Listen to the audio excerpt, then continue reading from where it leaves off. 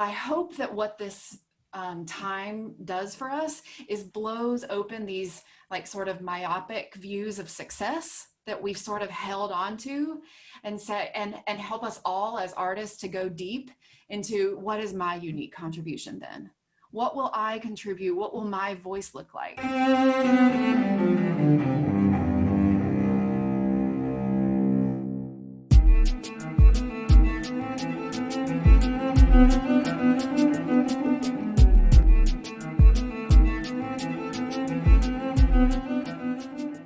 Welcome to Arts Engines. I'm your host, Aaron Dworkin, and I'm so excited to welcome as today's guest, Ashley Hall, who serves as career coaching manager as well as a professor of trumpet at the Longy School of Music, which is also our creative partner helping us co-curate for today's show. Ashley, welcome to Arts Engines. Thank you so much. It's so nice to meet you, Aaron. Well, it's great to be able to connect. And so, I actually wanted to kind of just start off to get a better sense of kind of your own background. And actually, I was curious, how did you initially get into trumpet and choosing trumpet?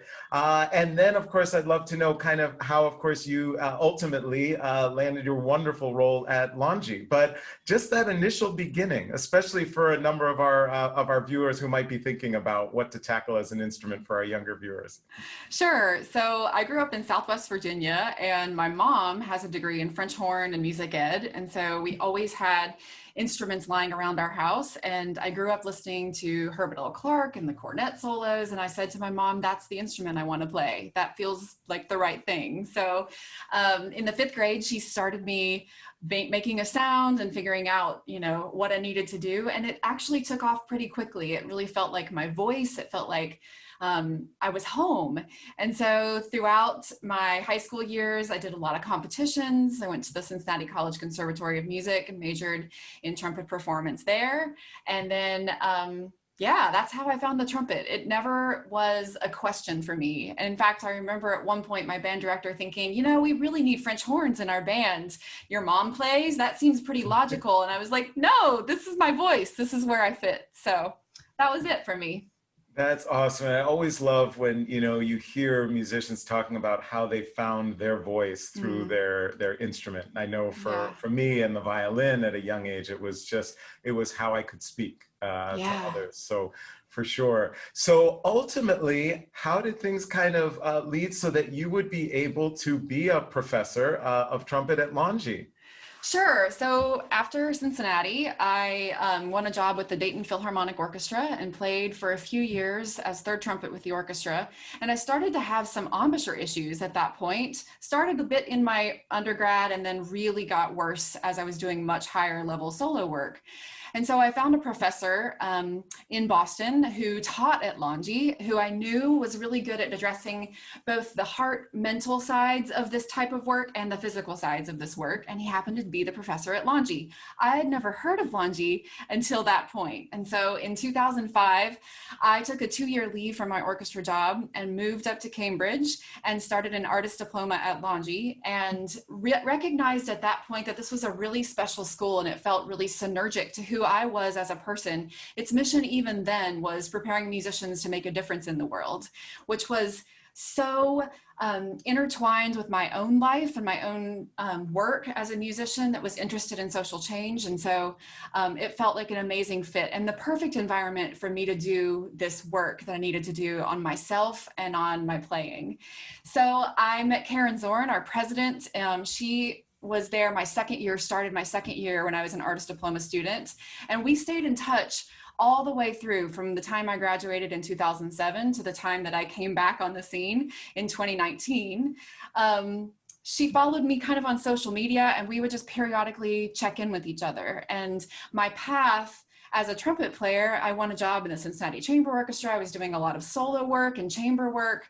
And then I started to say, if there were other things that I wanted to do with my life, and if I were to meet a need that I saw in the university jobs that I'd had before, what would that look like? And what I noticed in students at conservatories was they didn't have enough space in their lives in conservatory training to really think about who they were, what they valued on a deep level, beyond just like, I want to play in an orchestra or I want a solo career. And I saw that once they graduated, they sort of had this like, who am I now? What do I do now? So I thought for me, I was going through my own reckoning in terms of what I wanted to do and what I valued. And I thought I would go the clinical counseling direction, thinking that that was my next sort of additional career path in addition to doing music. And when my husband and I and our family recognized that we were going to be moving back to Boston, I reached out to Karen and I said, you know, I still really believe in Longy and the mission of the school. I would love to work here in some capacity. What are you all up to? And we sat down that day and she explained to me that they were doing a brand new curriculum that's kind of an overhaul of the traditional model of how we've trained musicians in the past, and basically blowing it wide open and saying, we know that everyone has a unique voice. And our job as a music conservatory is to allow you the space to really cultivate that voice and to figure out what else might intersect in your life that might bring you to a place of feeling much more whole as a human. And so we're going to give you a curriculum that's much more open-ended to allow you to make those choices. And I said, well, gosh, that sounds like the missing link for me of what I've been seeing in conservatory education. And she said, but the thing that we really need is a coaching program that is sort of the thread that takes these students from the beginning of their time at Longy into this, I know I want to only play in an orchestra, that's my only path, into this more expansive view of what might also be possible for them. And so she said, it sounds like maybe coaching is the next thing for you. What would you think about designing and managing a coaching program that doesn't exist? And so I said, yes, I do think that's what I want to do next. And so they basically handed me the reins and said, what do you wish that you had had in your conservatory training? What have you seen that's been missing along the way? Not just in like counseling and helping people deal with their past, but let's just say we were to take them right now and help them with this open-ended view of questioning that doesn't presume that we have the answers on what is right for them, and allow them the space to really discover that. And then to allow them the space even further to choose classes based on what they discover. Yeah. So that's what they let me do. And so that's what I get to do now. It's absolutely awesome. It's extraordinary. Thanks so much too for sharing kind of this trajectory and how it came about, because I think a lot of times some of our people who represent organizations who are watching the show are like, oh, okay, well, they have that program. Well, how did it come about, or how could we kind of start it? So hearing that story, I think is really great. And of course, I think this is so powerful. I loved kind of, you mentioned too, just about this idea and that Longy is this place where it's, you know, what will be your impact as a musician? Reminds me of a musician who shared with me, they were well into their career, they had done a lot of soloing, and they shared that, you know, I used to want to impress my audiences, and now I want to impact my audiences. Yeah. And this way in which we're often trained in traditional conservatory settings to just impress, to have nailed it, right? As opposed to have moved someone. And just kind of wondering in this kind of context, as you think about just, you know, all of our viewers who are students right now in music schools, conservatories, what would be your advice if they were to say, you know, how should I be thinking about my music? I feel this one thing, I've got to get the big orchestra job or get the big, you know, teaching job at a university, right? That's, so shouldn't I just be focused on that? Or what's your main point of advice that you would share? Oh, there's just so much there that comes to mind for me. I mean, I think the bottom line is we have to continue to focus on the why behind our music making. What is it that keeps us coming back to our instruments every day? I think in 2020, it's been hard to sort of remain connected to that because we miss this human side of what we do. But I would say if we can get out of this posture of we're performing for you and you're bystanders to our art, and into this space of we are here to have a connection with you through the power and beauty of music, it can transform us as performers. because then we're allowing the art and our presence with the art to serve our audience. And then it's reciprocal rather than hierarchical. Right. It makes me think of this quote that I use a lot. It's right here in my office by a theologian by the name of Howard Thurman, but it just says, don't ask what the world needs, ask what makes you come alive and go and do it. Because what the world needs are people who have come alive. So I think if we can figure out ways for our music and our lives and the way that we engage with our audiences to make us feel like the most alive versions of ourselves, then it takes that perfectionism pressure off, because then it's a gift. That's my best advice.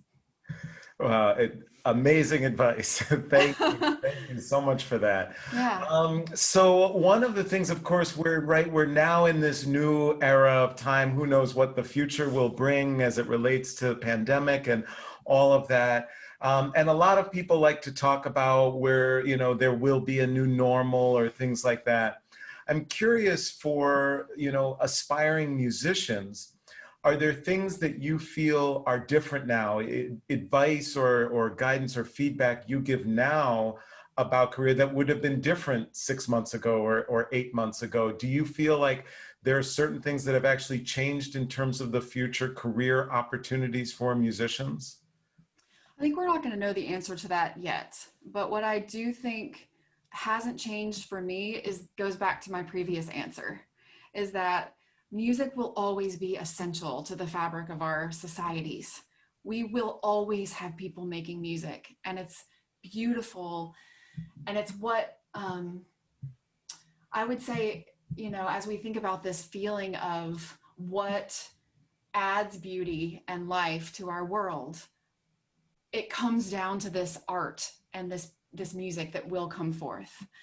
Will it look different? Yeah, it might. But I hope that what this time does for us is blows open these like sort of myopic views of success that we've sort of held on to, and say and help us all as artists to go deep into what is my unique contribution then? What will I contribute? What will my voice look like? It sort of takes me back to that Brene Brown quote of the only unique contribution that we will make in the world will be born out of our creativity.